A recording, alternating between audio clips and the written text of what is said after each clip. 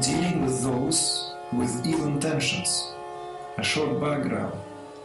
I have had a few experiences recently, several people that had ill intention toward me and were either intentionally hurtful or manipulative.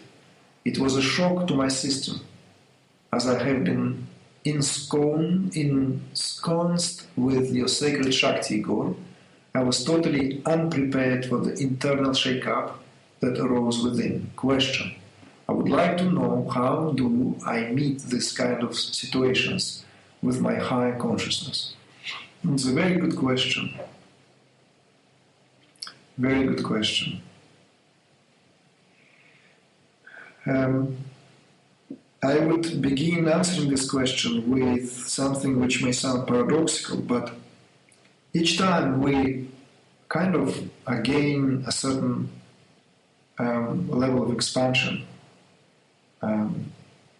which is prompted by deeper insights, by greater embodiment of energy, by ascend to a higher states of consciousness and so forth, by being able to deal with certain tendencies that arise. There's more space, spaciousness. We embody more. There's more energy, there's more Shakti, there's more awareness. Full stop. We will be immediately tested. There is, as it were, a kind of a mechanism already there that we will be tested. And believe me that if you think that you will be only tested in the world of the so-called busy schedules, the world out there, the business world, the world of these interactions where kind of, very, very different environment is, then you are mistaken. The same tests could happen to one in the midst of the most remote hermitage, ashram, because they're bound to be few people. They're bound to be a group of people, unless you completely retrieve and live by yourself. But that is impossible, even as far as I know, those sadhus who live kind of like seemingly in a total reclusive way of life, they still gather together. They don't form maybe communities and sanghas, but they still dwell together, to one way or the other. So you go down to the river for your morning ablation, and you bump into another sadhu, and suddenly that sadhu starts to rubbing you the wrong way. It's bound to happen, because that mechanism of giving it a test of your understanding is there at work.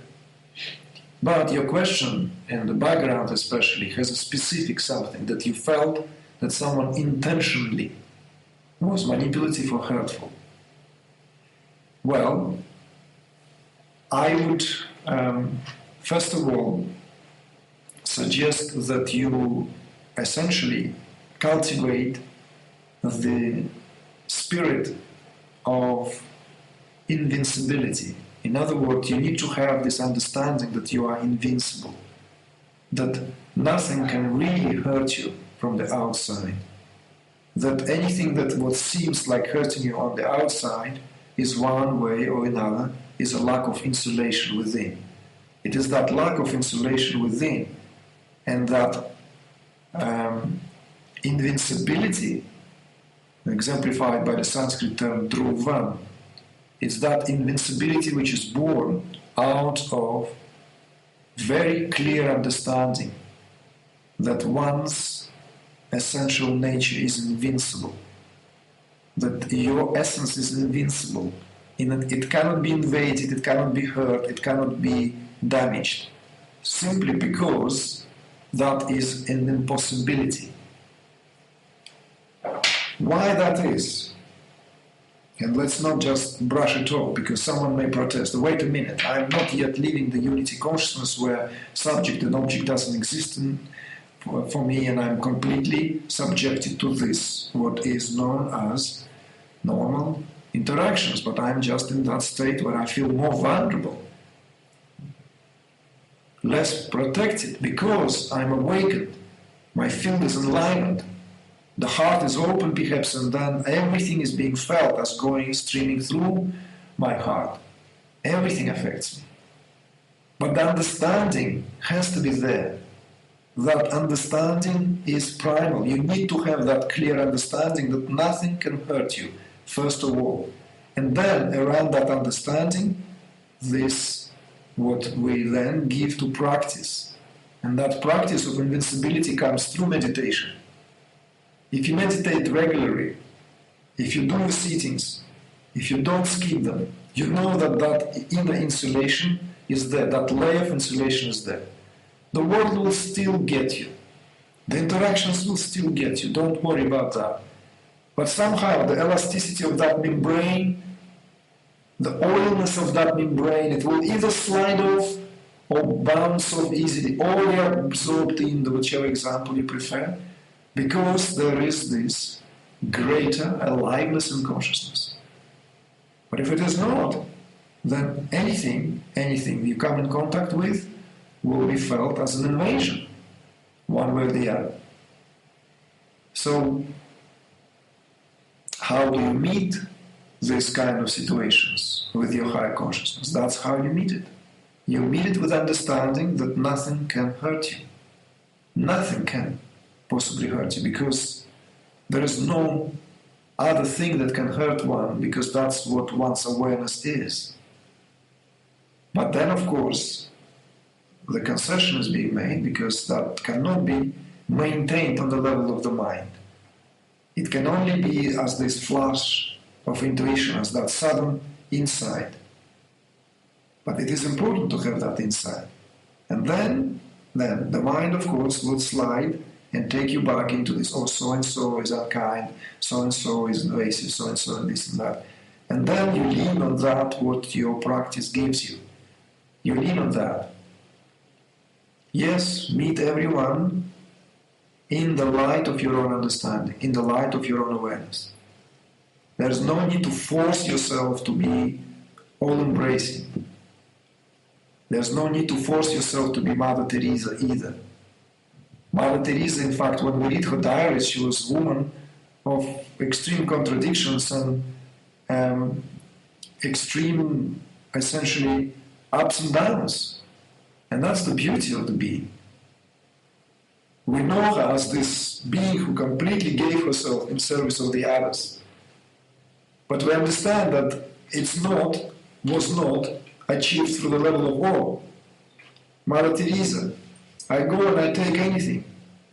No. We know our limitations.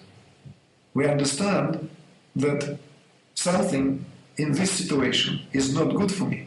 So you're not going to go and deliberately try to see how it works. We consciously avoid conflicts unless we see that this conflict might bring a resolution which will lighten up the field. So again, it's to be smart. Again, it's to be essentially wise about it all. And not to dwell on it.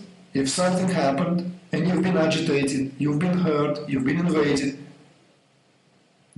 going on about it is not going to help.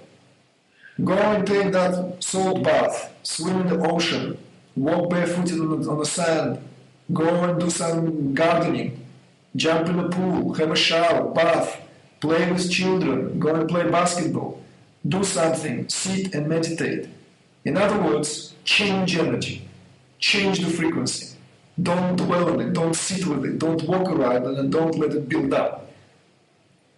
Yes, okay, yes, something, and then all our attention went and all our attention is there, and our consciousness in no time absorbed by that little spot, some little mark here. No, change your attention. Give it a spin. And see, it's already not so strong, already doesn't have a sway over you. Whatever happened.